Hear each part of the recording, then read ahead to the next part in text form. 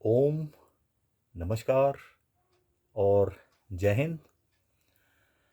आज अंतर्राष्ट्रीय महिला दिवस पर आप सभी को हार्दिक हार्दिक शुभकामनाएं।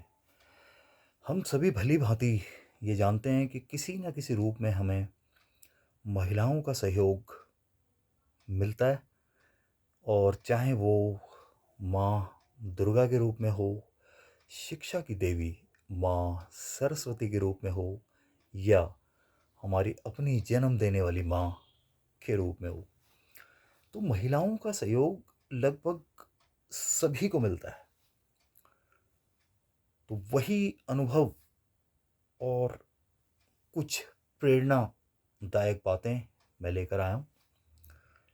बचपन से ही मैं अपनी माताजी श्रीमती फूलवती टांक से बहुत प्रभावित रहा हूँ। मैं उन्हें अपना प्रथम गुरु, अपना आदर्श मानता हूँ। उनसे जो मुझे ऊर्जा मिलती है वो मुझे सातवें आसमान की तरफ लेके जाती है। उनकी व्हील पावर बहुत गजब की है। तो वो चीज़ें जो मुझे मिलती हैं तो मैं भी अपने आप को बहुत ऊर्जा से भरा हुआ महसूस करता हूँ।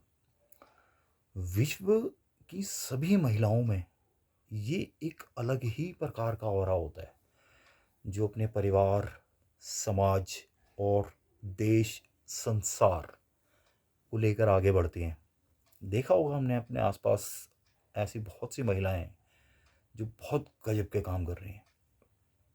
तो वही चीज़ मुझे भी जो मिलती है अपनी माता जी से, आप ये देख लीजिए कि 1948 में वो लोग दिल्ली आए थे, यूपी के बुलंदशहर के एक छोटे से गांव से। और यहाँ आकर हम 9 भाई बहन हैं। पिताजी नौकरी करते थे। पिताजी के साथ अम्मा ने भी इच्छा जाहिर की कि मुझे भी नौकरी करनी है।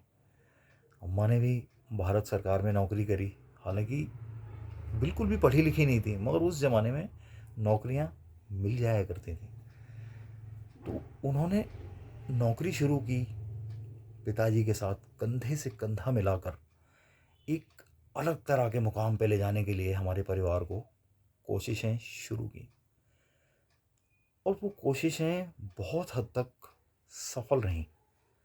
सिर्फ 2 बहनें हमारी ऐसी हैं जो पढ़ नहीं पाईं, बाकी लगभग सभी भाई बहन ग्रेजुएट हुए और 2 भाई इंजीनियर बने।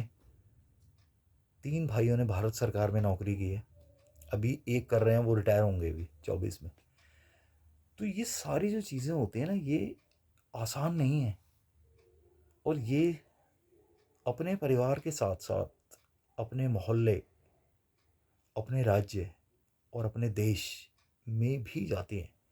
लोग जब इन किस्सों को लेते हैं, सुनते हैं, तो इनसे प्रेरणा प्राप्त करते हैं। और वो जो जज्बा कायम होता है वो दूसरे लोगों में भी बनता है, और वो भी अपने लक्ष्यों की तरफ धीरे धीरे बढ़ते हैं। 9 बच्चों को पालना आसान काम नहीं था उस ज़माने के हिसाब से देखें तो। और धीरे धीरे चीज़ें होती। मैंने कभी अम्मा को मेकअप में नहीं देखा, इतना बड़ा हो गया मैं। बहुत सिंपल रहते थे, जैसे कपड़े मिल गए वो पहन लिए। हम लोगों को हर सुविधा मिलती थी, अपने लिए वो बहुत कम करते थे कि मुझे ये नहीं चाहिए। आज भी आप देखोगे 87 प्लस की एज है उनकी, थोड़ा स्वास्थ्य खराब है, चलने फिरने में बहुत दिक्कत है, और उसके बावजूद भी उनसे मुझे इतनी ऊर्जा मिलती है। उनकी बातें सुन के बोलती हैं कि बेटा डट के रहना है, हार नहीं माननी कभी, लगातार अपने अभ्यास और प्रयास को जारी रखो। यही आपको आगे लेके जाएगा और यही आपको सफल करेगा। तो ये सारी जो चीज़ें होती हैं ये बहुत कमाल की होती हैं, हमें ये सीखनी चाहिए।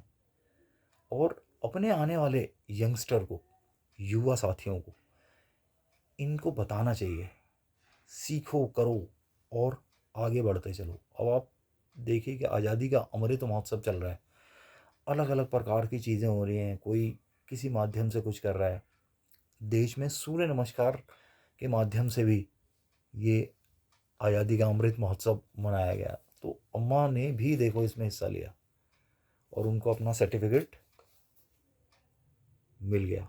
हालांकि उन्होंने एक ही दिन थोड़ा अभ्यास करा, बाकी अभ्यास सारे उनके बिहाफ पे मैंने करे, ताकि वो पूरा जाए वहाँ तक। ऐसे ना हो कि सिर्फ हम ऐसे ही काम कर लें। तो मैं आप सभी को, विश्व की सभी महिलाओं को और अपनी अम्मा को दिल से सलाम करता हूँ, और आपको सभी को अंतर्राष्ट्रीय महिला दिवस की बहुत बहुत शुभकामनाएं। नमस्कार। वंदे मातरम।